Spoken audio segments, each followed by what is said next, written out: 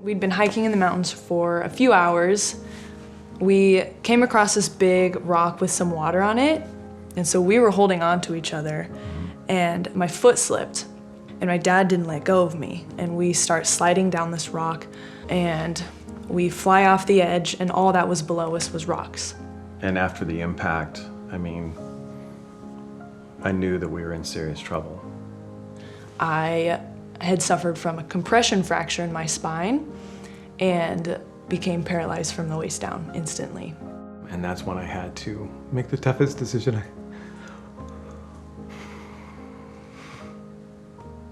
ever. And that was to leave her.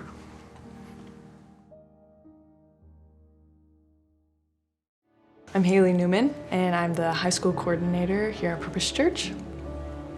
And I'm Haley's dad, Matt Newman. Well, June 1st was a day like no other, and it truly started a fantastic day. We had started hiking. We were over in Cabazon, California, and we fly off the edge, and all that was below us was rocks. Before we know it, we hit the ground, we hit these rocks, and we both thought we were gonna die in that moment. I was truly just wondering when that black just kind of happens.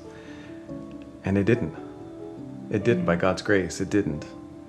I knew pretty quick that we were in a bad situation, and we were dealing with a lot of things all at once, really quick. Haley's legs weren't working anymore, and she was saying to me, "Dad, it's bad. It's really bad." So that's when my dad carried me a little bit out of the snow water. And then he had to do the hardest thing that he's ever had to do. He had to leave me to go get help because we had no cell service. But I knew I had to. And I remember just before I left her, I said, Jesus was with us when we fell, and he's with us right now. We got this. And so I think, my leg was fractured, my ankle, and I got about maybe 20 yards away. And that's when I broke down into tears. I didn't want Haley to know how hurt I was, because I didn't want her worrying about me getting out. And then he hiked out for hours on that broken ankle to make sure that I survived and that I lived that day. And sure enough, we were able to get a 911 call to go through, and dispatch sent a helicopter. They were able to fly in on their first pass and lift Haley out. And so now I have 8 screws and 2 rods in my spine. And so that started a pretty long recovery over the course of about a year, going from wheelchair to walker, 2 canes to 1 cane to now no cane. And now I'm walking again. We look at this day as being a blessing now. I wouldn't go back and change what happened that day because we've seen so much good come from it and so much growth and change. But yeah, if I could snap my fingers and have my legs work perfectly, I would. Adversity, when you go into it, it kind of shows you who you are. And even more so as followers, it shows us where we're at on our path and walk with Jesus. And so that has shown me where you were at.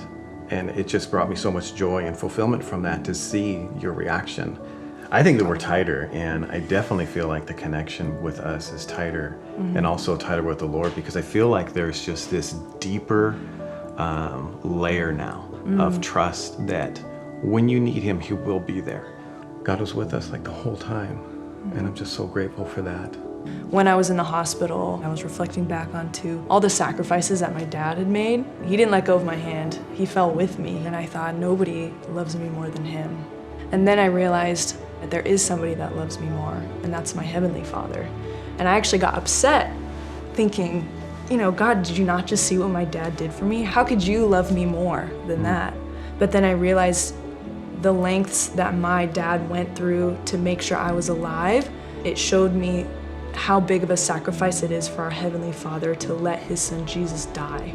And I understand the extent of Jesus' sacrifice for me and for everybody.